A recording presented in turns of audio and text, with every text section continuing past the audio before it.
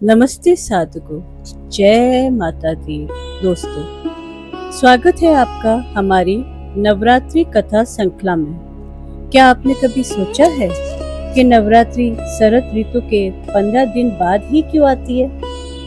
आज हम यही जानेंगे और सुनेंगे पहले दिन पूजी जाने वाली माँ शैलपुत्री की अद्भुत गाथा, पितृपक्ष और नवरात्रि का कारण। आइए जानते हैं।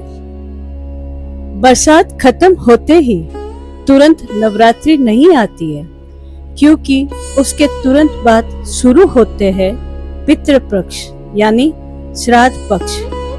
इन 15 दिनों में लोग अपने पितरों का तर्पण और श्राद्ध करते हैं। शास्त्र कहते हैं पितरों को तृप्त किए बिना देवताओं की पूजा सफल नहीं होती है। इसलिए पहले 15 दिन पितरों को समर्पित होते हैं। जब अमावस्या को पितृपक्ष समाप्त होता है, तभी अगले दिन से देवी शक्ति का आह्वान शुरू होता है। इसी कारण शारदीय नवरात्रि पितृपक्ष के बाद ही आती है। नवरात्रि का महत्व आइए जानते हैं। शारदीय नवरात्रि का महत्व 3 कारणों से है। पहला, महिषासुर वध। जब महिषासुर ने तीनों लोकों पर अधिकार किया, तब माँ दुर्गा प्रकट हुई और 9 दिन युद्ध कर 10वें दिन उसे पराजित किया। दूसरा, रामायण प्रसंग। भगवान श्री राम ने लंका युद्ध से पहले शारदीय नवरात्रि में माँ दुर्गा की पूजा की थी। उनकी भक्ति से प्रसन्न होकर माँ ने विजय का आशीर्वाद दिया और दशहरे के दिन रावण का वध हुआ। तीसरा, ऋतु परिवर्तन। वर्षा ऋतु के बाद शरीर और वातावरण अस्वस्थ हो जाता है। नवरात्रि का उपवास शरीर और मन दोनों को शुद्ध करता है। इसलिए शारदीय नवरात्रि को शक्ति की उपासना का सबसे बड़ा पर्व कहा जाता है। पिताजी का यज्ञ है, मुझे वह अवश्य जाना चाहिए। बेटी होकर अपने घर ना जाना उचित नहीं होगा। सती, वहां मत जाओ।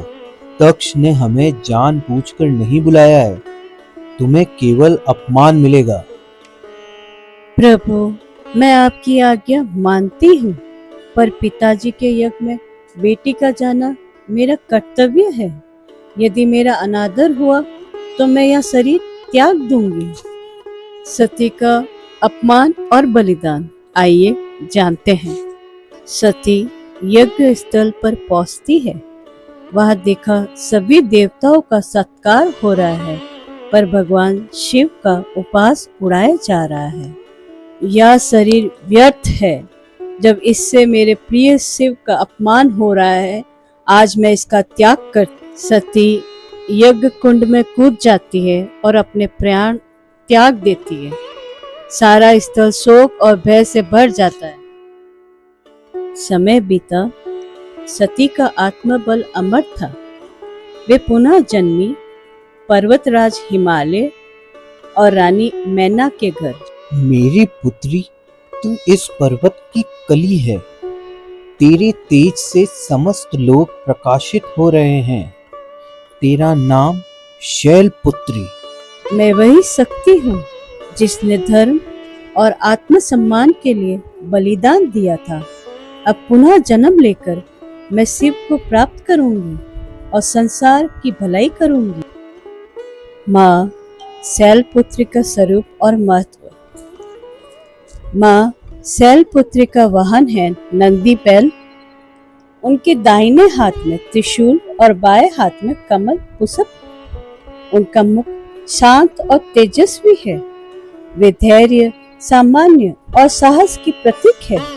नवरात्रि के पहले दिन उनकी पूजा करने से साधक को नई शुरुआत, आत्मबल और जीवन में स्थिरता का आशीर्वाद मिलता है। तो साधकों, आज हमने जाना नवरात्रि शरद ऋतु के 15 दिन बाद क्यों आती है और पहले दिन पूजी जाने वाली माँ शैलपुत्री की कथा। यह कहानी हमें सिखाती है कि धर्म और आत्मसम्मान के लिए बलिदान भी पवित्र होता है।